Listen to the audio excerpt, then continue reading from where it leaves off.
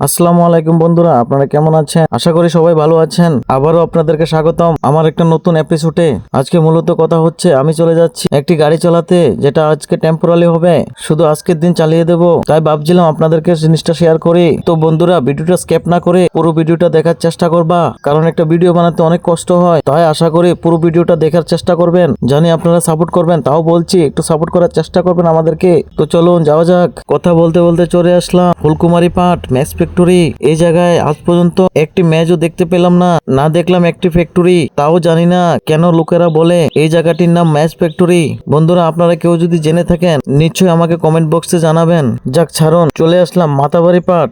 এখানে আমাদের পর্দাদু, ওনার নামটি ঠিক আমি জানি, উনি দাঁড়িয়ে দাঁড়িয়ে পাহারা দিচ্ছেন। আপনারা যদি ওনার নামটি জানেন কমেন্ট বক্সে জানানোর চেষ্টা করবেন। আর পাশের দৃশ্যটি দেখতে কতই না সুন্দর, আমার সাথে আপনারাও উপভোগ করেন। এখানে উপরে একটি ছোট্ট মাতাবাড়ি মন্দির বানিয়ে রেখেছে।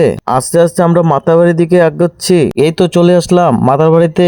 আমার বাম পাশে এটা হচ্ছে মাতার বাড়ির। এখন এই মাতার বাড়ির কাজ চলছে, পুরোপুরি সম্পূর্ণ হয়নি। এই বছরের মধ্যে সম্ভাবনা পুরোপুরি কমপ্লিট হয়ে যাবে।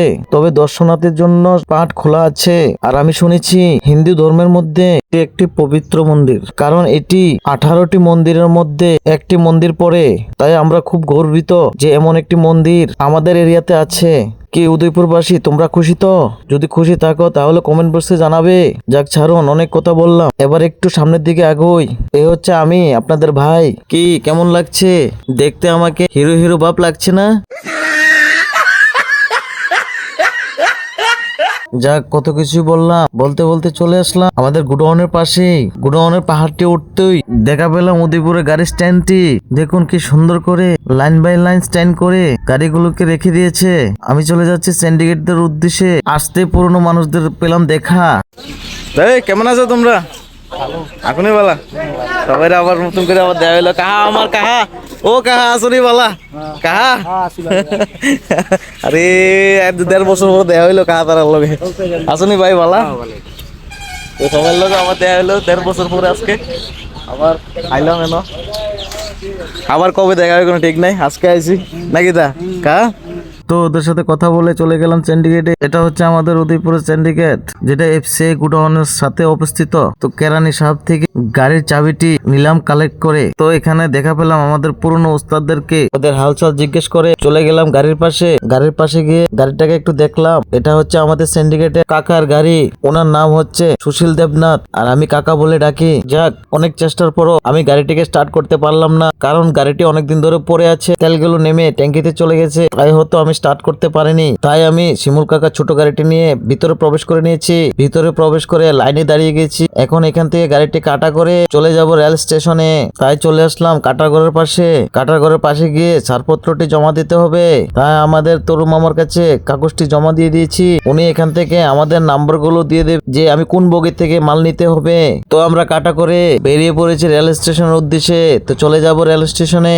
এই জায়গাটা তো চিনতে পেয়েছেন, এটা আমাদের ত্রিপুরার বিখ্যাত কন্টেন্ট ক্রিয়েটর, যার নাম টিভি রক। তার ছোটকালের স্কুল, যেটা চন্দ্রপুরে অবস্থিত আছে। কিছুকাল আগে এখানেই এই স্কুলের মাঠে আমাদের উদয়পুরে যখন চিফ মিনিস্টার এসেছিল, এই মাঠে তিনি নেমেছিল।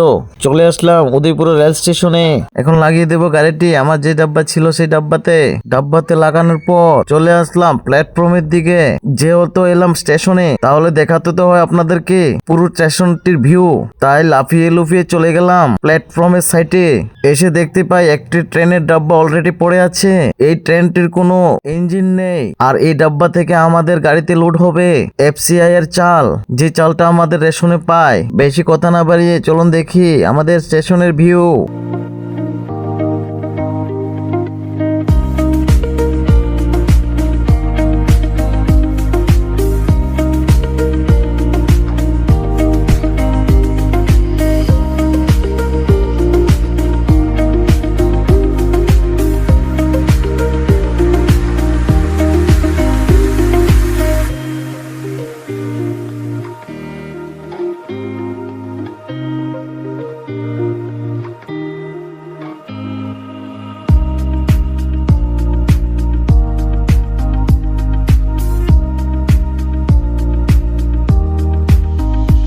যাক, অনেক দেখলেন ভিউ। লোড টোড করে চলে আসলাম স্লিপ জমা করতে।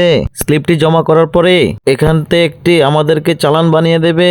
ওই চালানটি নিয়ে আমরা চলে যাব গোডাউনে। মালটা তো চলে এসছে, মাল নিয়ে চলে যাব এখন মার্কেটে। তো গাড়িটা হ্যান্ড ওভার করে চলে যাচ্ছি। বাড়ি যেতে একটু মার্কেট করে নিয়ে যাব। মার্কেটে এসে এই কাকুর থেকে একটু সবজি টবজি নিয়ে নিলাম। মার্কেট করার পরে এই কাকুর থেকে একটু পান খেয়ে নিলাম। পান দান খেয়ে আর কি করব, একটু মজা টজা করে বাড়িতে পড়ছি। এই যে পান টান খাইয়া এবার বাড়ি যাবো গা, শেষ হয়ে যাও। আমি খাইছি না পান। তারা খাওয়াইছি না, খানা।